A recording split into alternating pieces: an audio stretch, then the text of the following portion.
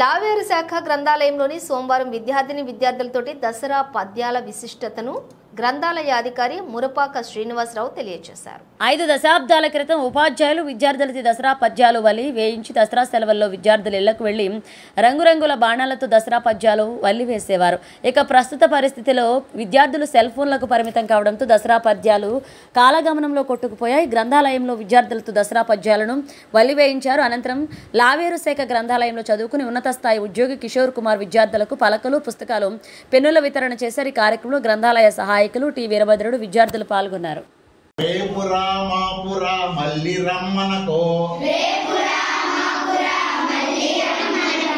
శీఘ్రముగా ఎవ్వరే శ్రీమంతులారా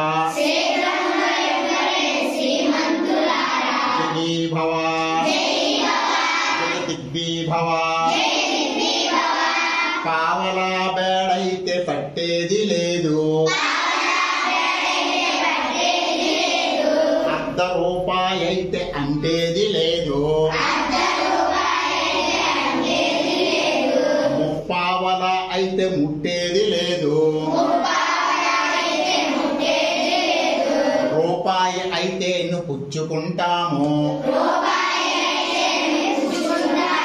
జయీ భవ దిగ్వీ భవ. అయ్యవారికి చాలు 5 వరహాలు, పిల్లవాళ్ళకు చాలు పప్పు బెల్లాలు. రేపురా మాపురా మళ్ళీ రమ్మనకో, మా పప్పు బెల్లాలు మాకు దయచేసి శీఘ్రముగా ఇవ్వరే శ్రీమంతులారా. జయీ భవ దిగ్వీ భవ.